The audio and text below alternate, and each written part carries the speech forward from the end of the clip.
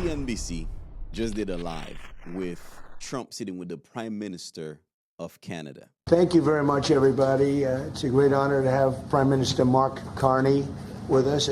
And some of the things that was discussed, I mean, they discussed a lot of different things, Ukraine, the Tutsis, what's going on. I mean, there's a lot of things that was discussed.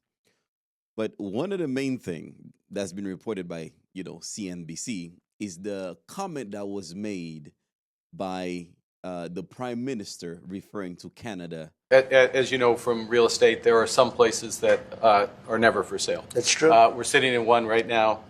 Is not for sale. Now, with if you look at the whole interview, right? Trump mentioned over the time, over his campaign, over if Canada should become the 51st state and this and that. So now they're having, they're talking and the whole press is in front of them. And he says, that the Prime Minister say, well, we just want to make sure that you know that Canada is not for sale. And okay, cool, blah, blah, blah, and so on.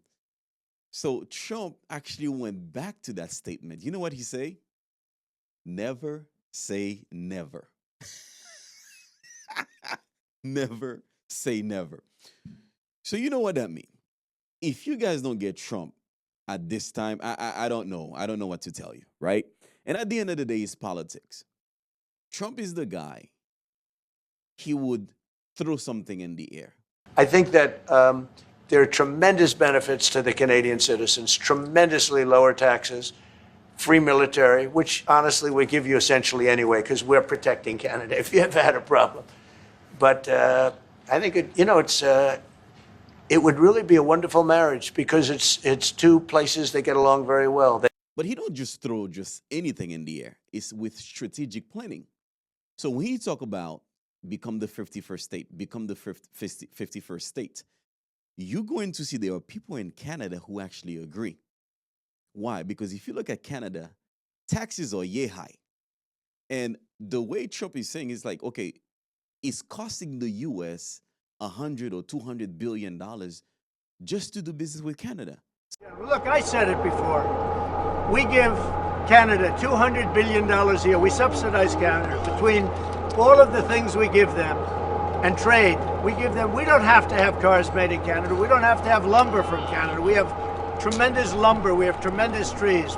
All I have to do is unfreeze them from some of the restrictions that were put on. I can do that with an executive order. We don't need energy. We have more energy than anybody else in the world. So we spend $200 billion a year subsidizing Canada. We don't have to do that. And frankly, the way that gets solved is Canada should honestly become our 51st state. So he's hurting the U.S. more. So when he said Canada can become the 51st state, he threw it in the air and let the media run with it. So why am I telling you this? Why he say never? Because he got stuff in his bag that you don't know about yet. So you may be thinking about this in an emotional aspect. But at the end of the day, the U.S. hold leverage when it comes to the distribution aspect of trade. Because Canada is relying on the U.S. more than the U.S. is relying on Canada. So with that leverage, that's why Trump can be comfortable and say, hey, never say never. Why? Because we have full control of your economy because we are your biggest customer.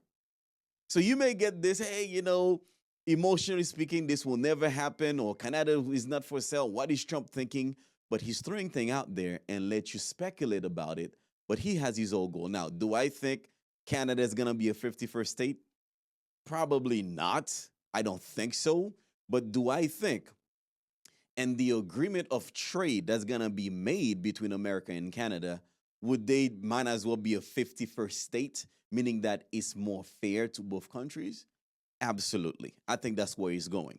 But anyway, I thought that was pretty clever when the Prime Minister say, hey, listen, some stuff will never be for sale, including Canada will never be for sale. And this guy literally said, hey, never say never. But anyway, if you like content like this, just make sure you subscribe to our channel. Bye-bye.